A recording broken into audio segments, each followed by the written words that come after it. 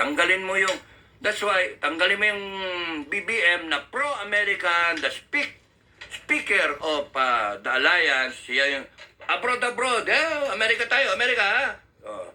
Tayong gangster ng Amerikana, yon, siya yung taga-salita, siya yung taga-push, no? Tapos, nag-ano na siya, yung nagtatapang-tapangan na. So, talagang kung ako yung China, kung superpower ako, alangan naman kasi, itong superpower na to, si A, siya lang ang kumikilos. It makes sense na yung superpower, C, kumikilos din. Kanya-kanya yan. Intel, counterintelligence, subliminal, ewan ko. Using people. Using me, madaldal ako, meron mga sinasabi, may punta sa akin, expose, sige, blah, blah, blah. Pero, they're playing on our nationalism. Okay? A, C. What would benefit China is matanggal si BBM. And then, yung papalit is more or less friends to all, enemy to none. Malilip, and then tanggalin yung bases. So you see the predicament now. A and C. Now, nasaan yung B? Doon ang suggestion ko. A, B, C. Madaling intindihin. A, B, C. Ng Philippine politics o ABC ng Philippine situation now where we are at. Binibira ngayon na yung presidente na talagang gago naman yung yung look guys klaruhin ko the president should go. No? We cannot prolong a BBM if it is not clear kung siya ay durog o bangag up to now. Question mark yun. That's why ang sagot dyan, PIDEA, is AFP at saka PNP and everyone else. Lahat kayo, subject kayo ng honest to goodness drug test. Mga animal, March 31 pa ang deadline namin. Nagamon si Digong Duterte noong January 28. Nag-set ako ng March 31. Inisnab ninyo. O ngayon, paano na? And tingin namin ngayon, durugista ka. Bangag ka. And anong it complicates matters. Tapos nilabas ng vlogger yung yung baka madiin masyado. Nilabas ng vlogger yung na makabayan na vlogger yung ebidensya nasa first evidence pa lang. But you know, it needs to be validated. Again, A and C baka in the works. So, taong bayan, B. Doon dapat yung armed forces. Armed forces, wag kayo sa A. Wag kayo sa C. Doon kayo sa B. Sa inyo, taong bayan.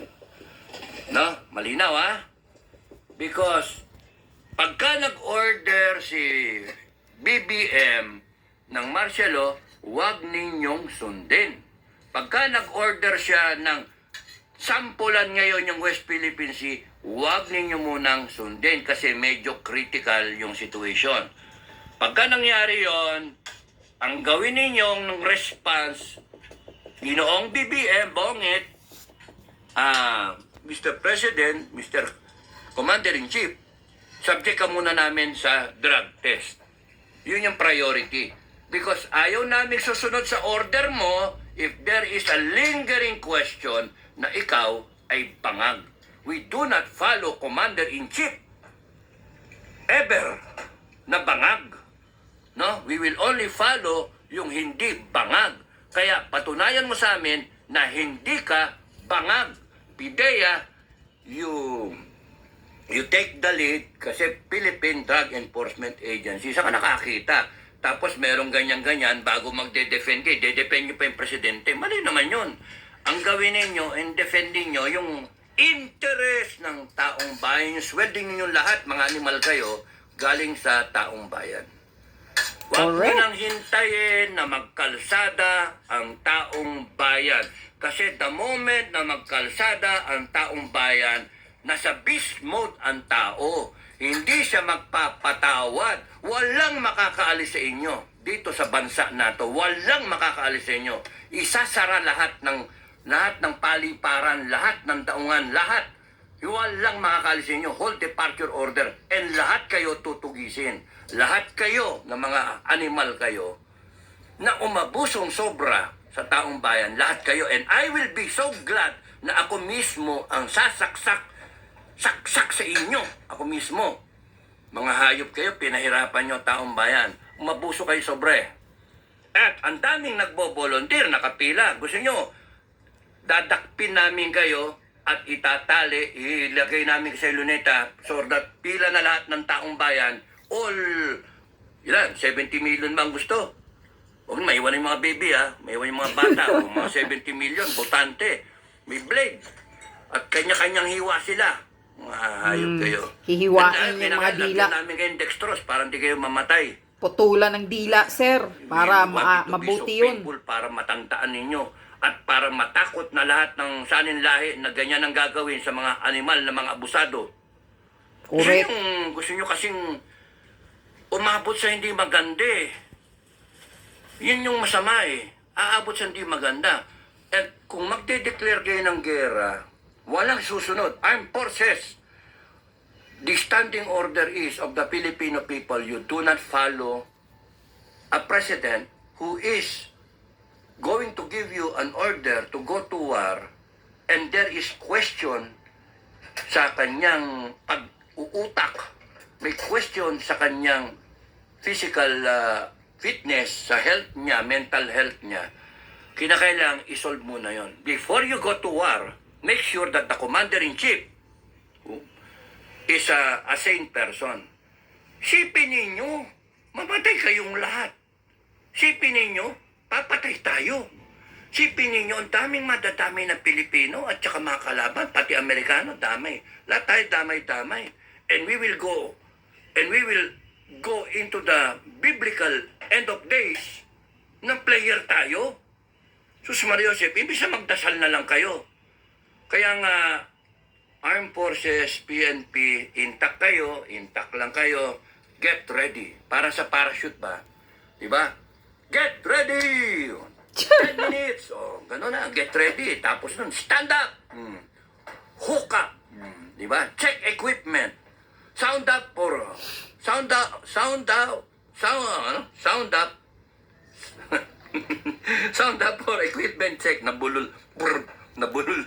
Tapos nun, Ever had a blunt pencil kill your creativity? Ay, Not sus. anymore. I found this amazing no sharp tapos nun, shuffle to the door, tapos stand door, and then jump.